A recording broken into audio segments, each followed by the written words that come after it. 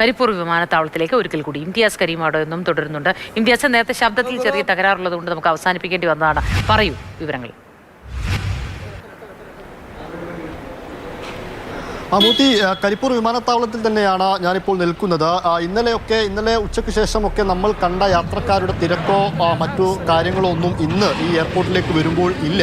കാരണം വളരെ നേരത്തെ തന്നെ ആളുകൾക്ക് അലേർട്ടും ഇതുമായി ബന്ധപ്പെട്ട വിവരങ്ങളൊക്കെ കൈമാറി കഴിഞ്ഞു എന്നുള്ളതാണ്. ഇന്ന് രാവിലെ സംബന്ധിച്ച് 2 വിമാനങ്ങൾ ഇന്ന് റിയാദിലേക്കുള്ള 2 വിമാനങ്ങൾ കരിപ്പൂരിൽ നിന്ന് പുറപ്പെടുന്നുണ്ട്. അതിലൊന്ന് 7:25-നുള്ള വിമാനം, രാവിലെ 7:25-നുള്ള വിമാനം ഓൾറെഡി പുറപ്പെട്ട് കഴിഞ്ഞു.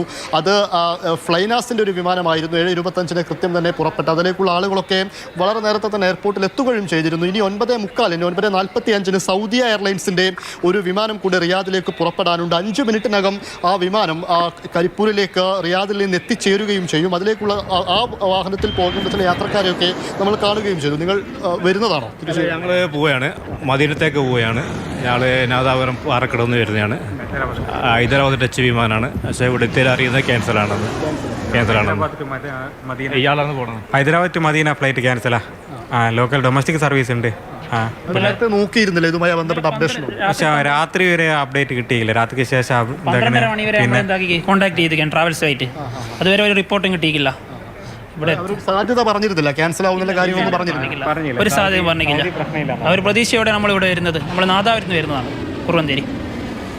പക്ഷേ ഇങ്ങനെ ട്രാവൽസ് കൃത്യമായി വിവരങ്ങൾ കൈമാറുന്നില്ല എന്ന ചില പരാതികളൊക്കെ ആ രീതിയിൽ ഉയരുന്നുണ്ട്. പക്ഷേ നമ്മൾ ഇന്നലെയൊക്കെ കണ്ടത്ര തിരക്ക് ഇന്ന് കരിപ്പൂരിലേക്ക് വരുമ്പോൾ ഇല്ല. ഇന്ന് 22 സർവീസുകൾ ഇന്ന് റദ്ദാക്കിയതായിട്ട് എയർപോർട്ട് അതോറിറ്റി ഔദ്യോഗികമായി തന്നെ അറിയിക്കുന്നുണ്ട്. ഗൾഫ് രാജ്യങ്ങളിലേക്കുള്ള 22 സർവീസുകൾ പൂർണ്ണമായും റദ്ദാക്കിയിരിക്കുന്നു. അതോടൊപ്പം തന്നെ ഗൾഫ് രാജ്യങ്ങളിൽ നിന്ന് തിരിച്ച് കരിപ്പൂരിലെത്തേണ്ട 21 സർവീസുകൾ അങ്ങനെയും പൂർണ്ണമായി റദ്ദാക്കിയിട്ടുണ്ട്. ഉച്ചയ്ക്ക് മുൻപായിട്ട് ഇത് കൂടാതെ 2 സർവീസുകൾ ഒരുപക്ഷേ റിയാദിലേക്കുള്ള 2 സർവീസുകൾ കൂടെ ഉണ്ടാവുമെന്ന് രാവിലെ അറിയിച്ചിരുന്നു. പക്ഷേ അതും ക്യാൻസൽ ചെയ്തിരിക്കുകയാണ്. ആ രീതിയിലാണ് കരിപ്പൂരിൽ നിന്ന് പങ്കുവയ്ക്കാനുള്ള വിവരങ്ങളെന്ന് പറയുന്നത്. പക്ഷേ 2 വിമാനങ്ങൾ റിയാദിലേക്കുള്ള ഫ്ലൈനാസിൻ്റെയും അതുപോലെ തന്നെ സൗദി എയർലൈൻസിൻ്റെയും 2 വിമാനങ്ങൾ കൃത്യസമയത്ത് തന്നെ A25 കൃത്യസമയത്ത് തന്നെ പുറപ്പെട്ടു. 9:45 പോകേണ്ട വിമാനം ഉടനെ തന്നെ കരിപ്പൂരിൽ എത്തിച്ചേരുകയും ചെയ്യും. മോത്തി. ശരി ഇംതിയാസ്, പല വിമാനങ്ങളും റദ്ദാക്കിയിട്ടുണ്ട്. മുന്നറിയിപ്പുകളൊന്നും നൽകിയിട്ടില്ല എന്നാണ് പറയുന്നത്. ഹൈ റിസ്ക് കാറ്റഗറിയിലാണ് പല വ്യോമ മേഖലയും ഉൾപ്പെടുത്തിയിട്ടുള്ളത് എന്നതുകൊണ്ട് തന്നെയാണ് ഈ രാജ്യങ്ങൾ 11 മേഖലകളാണ് അക്കൂട്ടത്തിൽ പെടുന്നത്. ആ മേഖലകളിൽ പെടുന്ന സ്ഥലങ്ങളിലേക്കുള്ള വ്യോമ ഗതാഗതമാണ് നിലവിൽ റദ്ദാക്കിയിട്ടുള്ളത്.